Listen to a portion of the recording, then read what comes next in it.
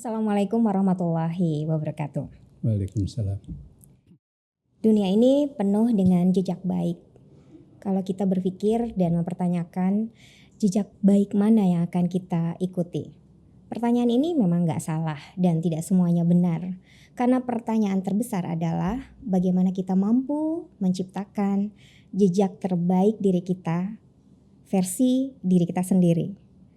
Nah, untuk sobatmu pada kesempatan kali ini kita akan memberikan sebuah program baru, namanya adalah Jalan Tengah Berkemajuan.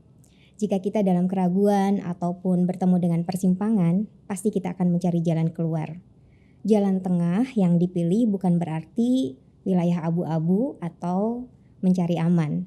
Jalan tengah yang kita yakini adalah jalan tengah yang memakai ilmu.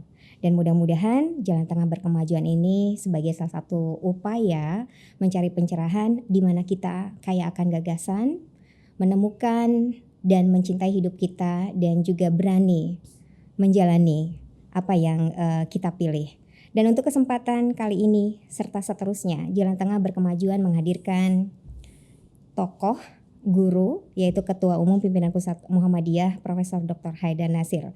Pada edisi pertama kali ini kita akan ngobrol banyak, mengenal lebih dekat sosok guru kita, tokoh bangsa, di mana beliau selain menjadi Ketua Umum Pimpinan Pusat Muhammadiyah, kita mengenal beliau sebagai seorang sosiolog, penulis, atau ya kalau di sisi lain ya sebagai seorang ayah, kakek, dan juga sebagai seorang suami. Assalamualaikum Pak Haidar. Waalaikumsalam Teh dan sahabatmu. Terima kasih sudah memberikan waktunya bersama di Jalan Tengah Berkemajuan.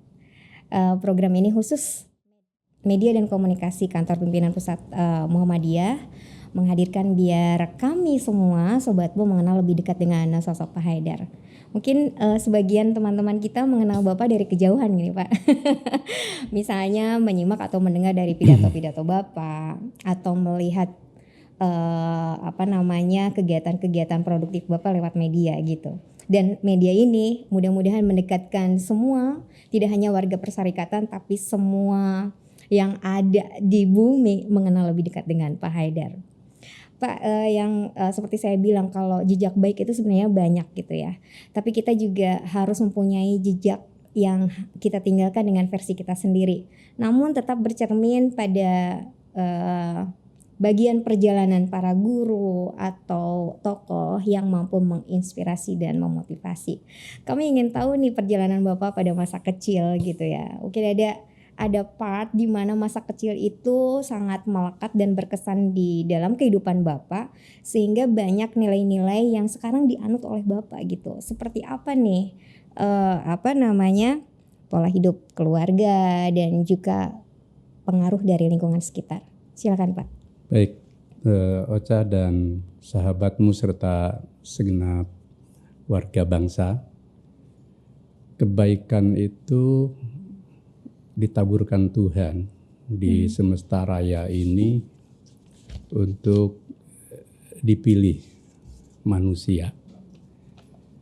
Tapi Tuhan itu maha kaya dan maha kasih sayang sehingga tidak cukup menabur kebaikan, tapi Dia itu juga memberi guidance ya, bagaimana orang meraih kebaikan itu.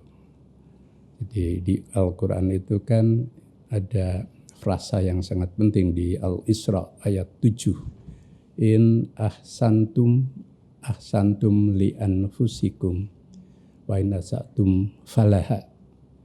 Jika kamu berbuat baik, kebaikanmu itu akan bermuara kepadamu, dan ketika kamu memilih jalan buruk, keburukan itu juga akan beralamat kepada kita. Nah, kita semua sejak kecil diajari sebenarnya untuk menemukan sebanyak mungkin jejak baik itu oleh ayah ibu kita, oleh lingkungan kita, bahkan oleh sunatullah kita. Nah, saya lahir dan tumbuh dalam keluarga yang biasa. keluarga santri karena ayah itu ajengan atau kiai gitu ya. Kalau di Ajengan Sunda, itu versi Sunda ya Pak? iya, ajengan itu versi Sunda. Kalau di Jawa itu kiai. Mungkin kalau di Sumatera ya Buya ya. Kalau di Aceh Tengku gitu ya. Ibu ya juga biasa daripada umumnya karena ayah kiai dan keluarga kami hidup di kompleks yang memang dimiliki oleh ayah kami, ada madrasah, ada masjid gitu ya. Kemudian suasananya memang suasana keagamaan ya, gitu ya, suasana santri.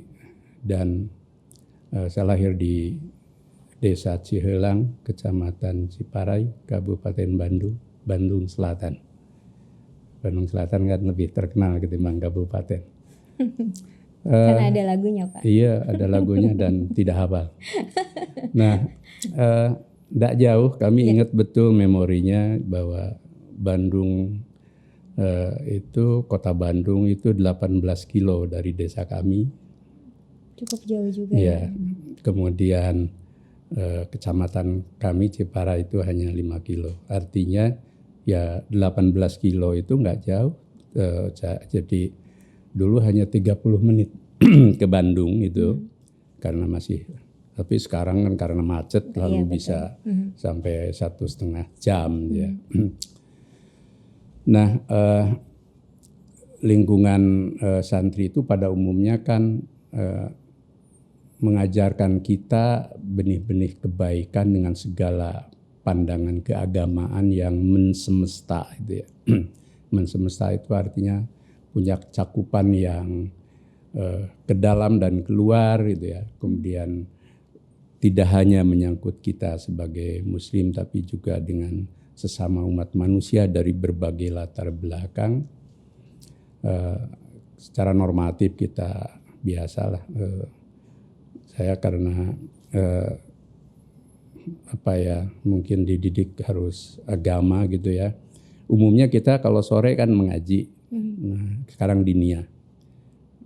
Kemudian nanti malam setelah Isya ngaji lagi bareng-bareng tapi di kelompok-kelompok itu di madrasah itu sesuai dengan tingkatannya. Tapi saya harus tambah lagi kalau subuh itu langsung ayah yang ngajar gitu ya. Nanti kalau sehabis jam 9 pulang ngaji dari madrasah itu harus ngaji lagi gitu kan. Jadi 2 kali gitu ya. Dan subuh-subuh harus bangun ketika masih ngantuk, masih kecil kan gitu ya. Jadi dan ayah itu pendiam tapi ya keras juga kalau ngaji. Jadi kalau kita agak santai-santai itu ya kadang dilecut juga gitu kan. Ada punishment juga ya. Ada punishment pakai sorban gitu. Oh iya. Jadi kami hidup dalam suasana seperti itu, lalu keluarga kemasyarakatan biasa saja, nggak ada yang spesial gitu ya. Karena juga masyarakat Sunda kan cenderung egaliter ya, jadi biarpun anak kiai ya biasa aja, nggak dipanggil spesial gitu ya. Dan tidak diperlakukan spesial. Kemudian kecil SD ya. Saya asalnya SD negeri ya. Kemudian ayah selain mengajar di situ, kemudian juga kadang kalau sebulan berapa bulan sekali itu ngajari santri kalong dari luar daerah itu. Kemudian mendirikan madrasah dan pesantren. Madrasah dan pesantren Al-Huda di kawasan Cigugur yang sekarang jadi dekat rumah sakit Muhammadiyah Bandung Selatan, seberangnya ya. Masih ada sekarang? Sekarang berubah jadi SMP, jadi sekolah saya dan pesantrennya sudah almarhum. Jadi udah diambil alih. Ya, nah saya ditarik ke situ gitu kan, karena jadi asal di SD negeri saya ditarik ke situ, lalu sekolah di situ sampai kelas 6 selesai. Tapi malam juga kayak pesantren kan juga sore malam ngaji di situ. Yang ngajar kakak, kebetulan kakak pulang dari Gontor gitu kan, yang ngelola sekolah itu gitu ya. Jadi saya sejak kecil sekolah satu kelas sama kakak gitu kan, maka usia saya dituakan 1 tahun gitu ya. Jadi karena harus sama kan dengan kakak gitu, jadi lucu-lucu lah gitu kan. Jadi kalau kita lihat di mesin pencarian kan ada tanggal lahir dan tahun bapak, itu yang benar Iya, atau yang itu yang dinaikkan? dibikin oleh sekolah itu ya. Oh Jadi iya, karena bukan harus asli. segera bikin ijazah kan ketika selesai, lalu dulu ujian negara kalau swasta kan, ujian negara udah oleh kepala sekolah yang kebetulan paman mungkin nggak ingat tahun, ya udah dibikin lebih tua 1 tahun gitu kan. Ya, jadi nah kemudian dari situ juga kemudian pesantren di Cintawana, Tasikmalaya, kemudian SMP saya setelah SD itu di SMP Muhammadiyah pada Suka ya, Bandung, kota Bandung. Jadi setelah kelas 6 saya udah keluar dari kampung, kemudian di kota Bandung, kemudian SMA, kemudian ke Jogja. Jadi perjalanan seperti itu perjalanan yang ya mungkin juga karena harus pesantren macam-macam, ada leg waktu yang terbuang untuk sekolah itu kan. Jadi tapi nggak apa-apa karena 3 kakak saya yang laki-laki semua pesantren, dari pesantren gitu. Ada terakhir yang paling tua ke Gontor dari pesantren tradisional, terus ke Gontor selesai pulang, kemudian ambil di UII dulu sempat di sini, kemudian ke Unisba. Dia malah punya pandangan ketika saya pingin ke Pondok Modern Gontor, dia malah yang melarang. Kamu nggak usah ke Gontor atau terus pesantren, cukup kami aja yang pesantren terlalu lama. Jadi adanya nggak boleh ya? Jadi udah kamu jurusannya lain lagi aja, pesantren sudah cukup gitu kan. Baik, masa kecil dari Pak Haidar ya, di mana beliau tadi menceritakan tentang bagaimana masa kecilnya sore belajar, malam ngaji, pagi belajar. Kapan mainnya Pak? Main biasa sih kan, pulang sekolah ada jeda kan 2-3 jam ya. Tapi Bapak main juga, main kelereng gitu waktu Main kecil? macam-macam, kelereng, hujan-hujanan, kemudian. Oh tetap main ya Iya, Pak ya? Jadi nggak belajar terus juga gitu ya Pak? Enggak sih, malah belajarnya malah ya cuman pura-pura belajar aja. Kita kan kecil itu homo ludens ya. Iya. Kecil itu makhluk bermain ya, lebih banyak senang bermain gitu kan. Ya belajar kita biasa ya, main kelereng, kemudian main dulu kayak gopak sodor itu kan. Terus Galah. yang paling suka itu sepak bola. Oh Bapak suka sepak bola ya? Pakai jeruk Bali itu gitu ya. Ya kemudian ya belakangan beli bola gitu. Paling suka sepak bola gitu. Terus main biasa pada umumnya juga enggak terlalu ini. Tapi saya kadang suka ini kalau udah habis main duduk diam aja gitu kayak merenung, nggak tahu juga gitu kan. Ya. Kemudian Jahil dari sih, situ waktu Bapak kecil tuh pernah nggak Bapak jahilin temen gitu? biasa juga sih ya. Pernah Kadang juga ya? iya jahilin temen, jahilin tetangga, kadang jahilin misalkan ada kebun yang udah bagus rata gitu, kita lari-lari ke situ gitu. Jadi Bapak pernah melakukan itu juga ya, pernah, kenakalan anak-anak pada masanya itu. Tapi nggak pernah diapa-apain sama tetangga. Karena punya anaknya Kiai Ya mungkin nggak tahu ya. juga itu. Tapi kita juga nggak kebangetan sih. Iya. Artinya sama halnya gitu, tugas-tugas perkembangan anak. Bapak punya waktu untuk bermain, tapi banyak juga nilai-nilai yang dulu diajarkan oleh keluarga dan pengaruh lingkungan itu sampai sekarang dianut dengan baik. Bahkan kalau kita pulang sekolah itu kan ada sungai dulu bagus dari Citarum itu kan. Itu dalam sebenarnya. Kita pulang sekolah itu ya sudah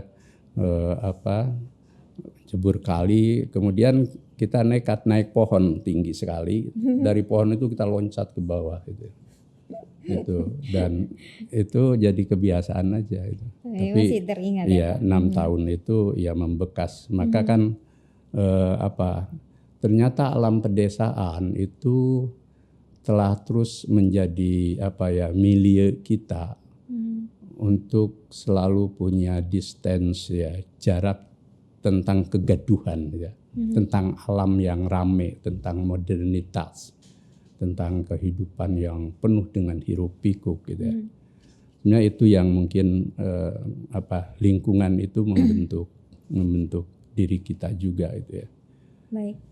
Dalam perjalanan Bapak yang tadi dibagikan kepada sobatmu semua, ada pengalaman pendidikan secara formal dan non formal ya Bapak. Sekolahnya berarti kan kalau sekarang double degree ya Pak ya. Iya. Ada di SMP juga di pesantren begitu. Pernah nggak Pak ada fase di mana Bapak bukan bosan ya bisa dijadikan bosan atau capek gitu kok belajar terus, apalagi pelajarannya ya lebih spesifik agama dan juga umum gitu. Kayaknya karena kultur pesantren ya dan keluarga santri itu mengajarkan kita untuk senang berilmu ya, senang membaca gitu kan. Lalu nggak pernah ada rasa boring gitu ya, nggak pernah ada rasa bosan ya. Jadi terus itu ingin ya, nggak tahu juga sih atau mungkin itu personal ya aja, bersifat personal gitu ya. Jadi ada kesenangan, tapi memang di luar itu saya merasakan dulu kalau baca buku, baca kitab tipis-tipis gitu, itu seneng menyerap cepet gitu ya. Dulu kalau baca buku-buku itu yang tipis-tipis itu bisa hafal gitu ya. Jadi ya mungkin karena suasana belajar masa lalu itu lebih genuine ya, lebih alami. Tapi ya tidak selalu baik sih, mungkin metodenya alamiah aja. Tapi wajar saja gitu ya. Tapi itulah yang kemudian membuat kita menemukan titik jarak terhadap banyak hal untuk selalu memilih. Orang nyebut sekarang baru sadar saya bahwa itu jalan tengah gitu ya. Bahwa keseimbangan itu dalam hidup menjadi penting dan itu rasanya sejak itu alamiah aja gitu ya. Jadi di saat kita belajar ya kita perlu bermain kan. Di saat kita bermain juga kita perlu ingat bahwa belajar itu menjadi panggilan kita.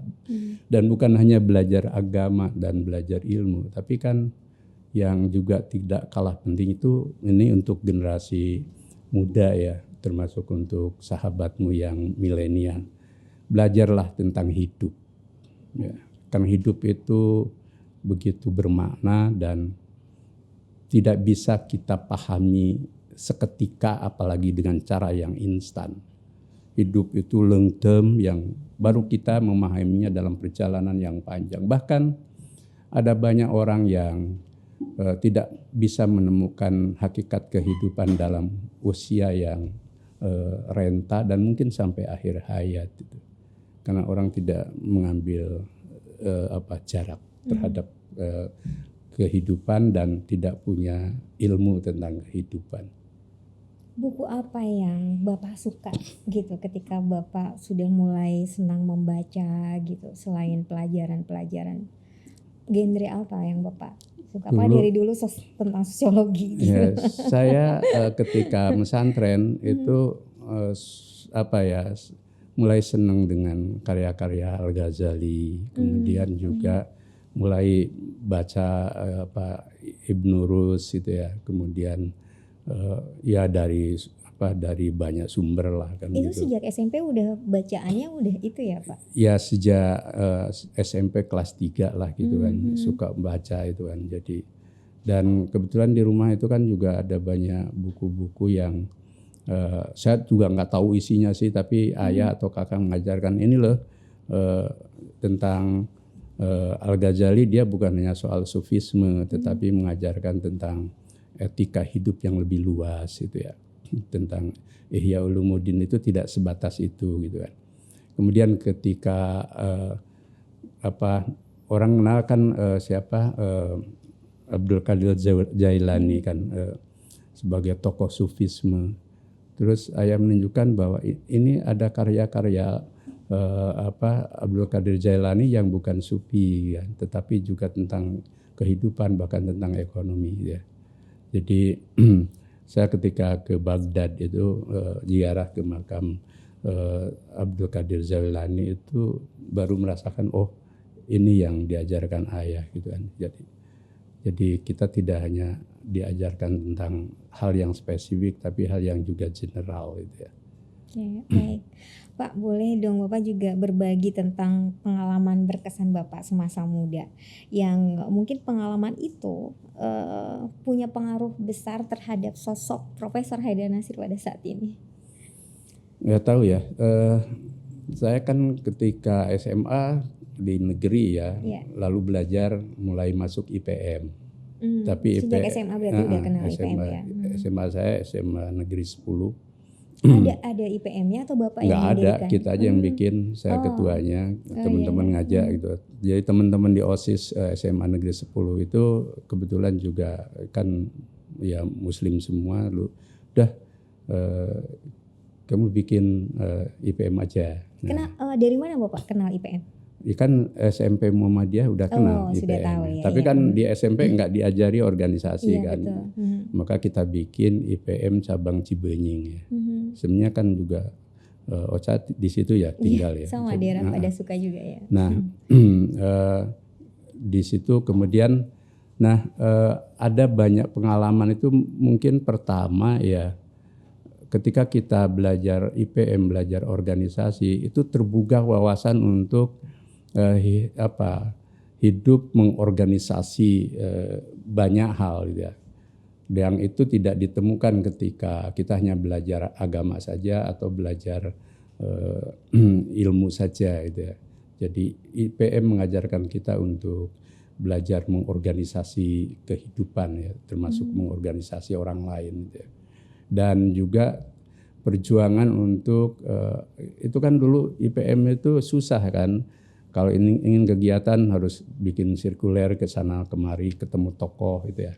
Nah di saat ketemu tokoh itulah sebenarnya kita bukan hanya minta dana, tapi juga dikasih nasihat dan belajar tentang figur setiap tokoh gitu ya. Jadi di situ kita belajar role model dari serpihan orang per orang gitu ya.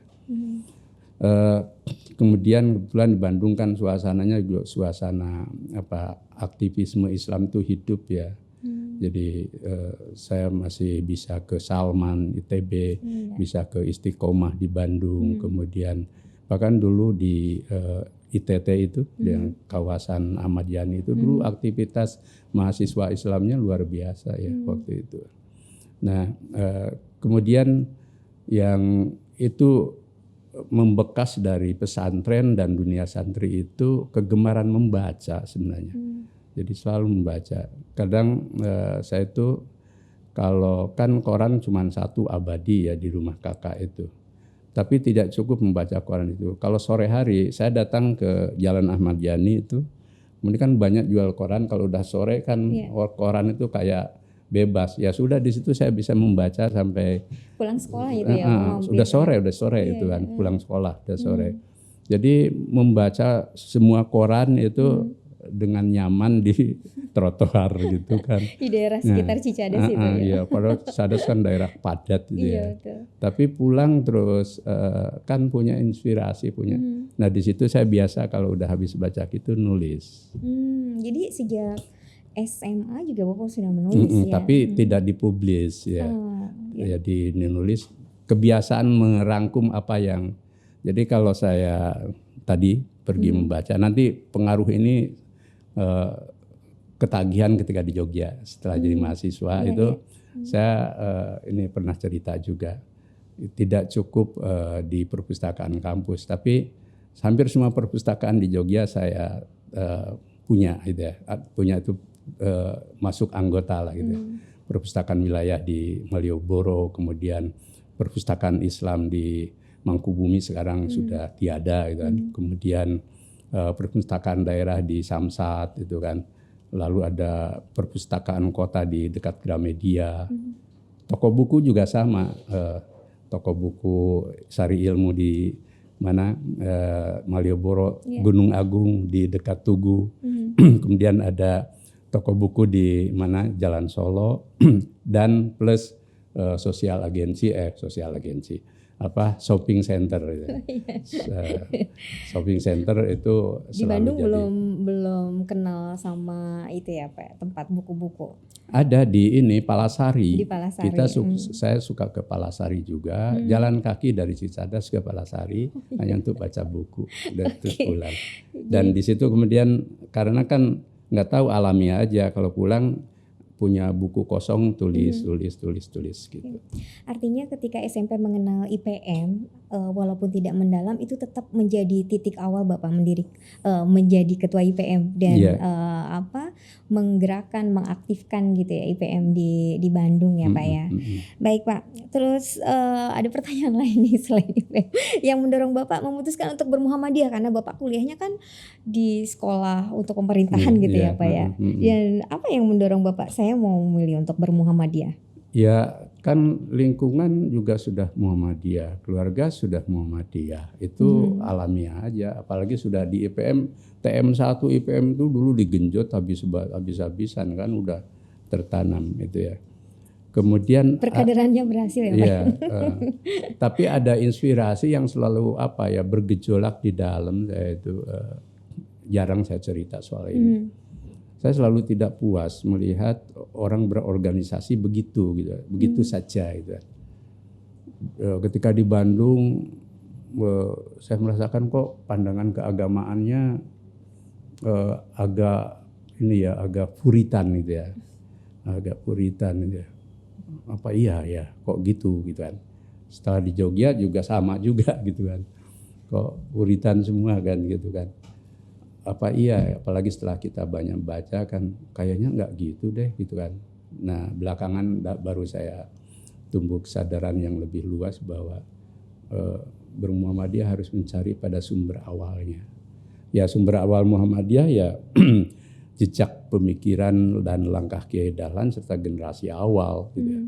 Nah dari situlah kemudian saya tidak cukup dengan menerima apa yang sudah ada, tapi mempelajari pemikiran-pemikiran Kiai Dahlan. Sampai disitulah saya sering, kalau pas belakangan setelah di PP Muhammadiyah, baik sejak majelis maupun di PP tahun 2000, itu biasa di perpus PP Muhammadiyah, apalagi di SM kan sejak tahun 1984 saya ditarik ke SM gitu ya. Awal-awal cuma nulis catatan pinggir atau di halaman opini gitu ya. Opini itu kalau dulu SM itu ini semacam ini surat pembaca gitu ya. Nulis di situ gitu.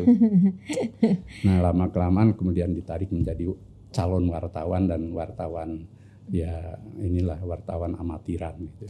Kalau Bapak melihat proses perkaderan gitu ya tadi, kayaknya kok nggak sesuai dengan harapan saya output dari proses perkaderan.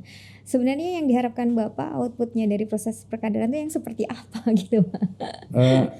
Nggak tahu ya, saya sejak kecil nggak tahu, tidak suka fanatisme gitu. Nggak tahu hidup di situ. Kayaknya suka banget jalan tengah ya Pak. Ya. Jadi karena saya melihat fanatisme itu membunuh rasio, gitu, membunuh akal sehat secara luas. Kemudian juga, tapi saat itu kan belum menemukan jejak-jejak ajaran Islam secara lebih mendalam. Baru belakangan menyadari itu, gitu kan. Kemudian fanatisme itu juga membuat orang menjadi cepat benturan, gitu kan. Nah dari situlah kemudian saya mulai belajar lagi tentang ya jalan tengah yang belakangan orang berebut istilah kan, ada moderasi ada wasatiyah atau tawasud, macam-macam itu. Tapi di balik itu pun saya selalu bahwa di balik perdebatan itu orang masuk pada substansi dari jalan tengah itu, atau mau istilah moderat, wasatiyah atau tawasud atau the middle path dalam ajaran agama misalkan. Itu nggak masalah sih, tapi substansinya kita menemukan titik-titik jalan tengah itu kan substansi dari titik temu banyak pandangan, titik temu dari sekian banyak alternatif ya. kemudian titik temu dari setiap jalan yang mau kita pilih. Jadi tidak selalu tunggal gitu kan jalan tengah itu. Ketika menemukan titik temu dari sekian banyak perbedaan ekstrim, sebenarnya di situ jalan tengah. Iya. Ya, jadi. Baik Pak, ya kalau udah ngobrol pasti akan semakin panjang dan luas. Kita bisa mengorek gagasan-gagasan dan pokok-pokok pikiran apa yang ada dalam pikirannya Pak Haidar gitu. Namun waktunya juga nggak akan bisa lama-lama karena saya sengaja akan mempersempit biar semua kangen untuk bertemu lagi di jalan tengah berkemajuan. Terakhir nih Pak, saya ingin mendapatkan pandangan Bapak tentang Muhammadiyah di masa lalu, masa kini, dan tentu saja masa depan. Pandangannya seperti apa? Silakan. Muhammadiyah masa lalu telah mengukir kisah sukses yang luar biasa. Dan itu warisan yang sangat berharga buat generasi baru. Muhammadiyah saat ini hidup dalam dinamika baru yang lebih kompleks ketimbang masa lalu, yang memerlukan proses dinamisasi oleh orang-orangnya. Ya. Dan masa depan menurut saya jauh lebih kompleks lagi yang memerlukan orientasi tanadur ya. Tanadur itu ya ayyuhalladzina amanu taqullah wal tandur nafsum ma qaddamat lighad wattaqullah innallaha khabirum bima ta'malun. Ini ayat tentang kita disuruh untuk tanadzur, berpikir masa depan, dunia akhirat, tapi juga bertakwa ya. Nah, maka bagi Muhammadiyah saat ini yang diperlukan adalah mentransformasikan masa lalu yang itu menjadi fondasi kita dan titik tolak kita membawa Muhammadiyah ke masa depan yang lebih kompleks. Yang kata Kiai Dahlan kan, Muhammadiyah saat ini dan ke depan akan berbeda dari Muhammadiyah saat ini. Itu kata Kiai Dahlan. Maka ya buat anak-anak muda Muhammadiyah, jangan berhenti belajar, bukan hanya soal Muhammadiyah tetapi keislaman, keindonesiaan, kesemestaan, dan belajar kehidupan agar Muhammadiyah bisa kita bawa sebagai gerakan yang membangun tatanan kehidupan yang mensemesta ya, dalam jalan tengah yang bukan sekedar menampilkan titik temu, kedamaian, kebaikan, tapi juga kemajuan. Oke, baik, terima kasih. Dan untuk sobatmu, nampaknya kita nggak akan berlama-lama lagi karena pastinya jalan tengah berkemajuan akan tetap menemui Anda kembali di episode-episode yang akan datang.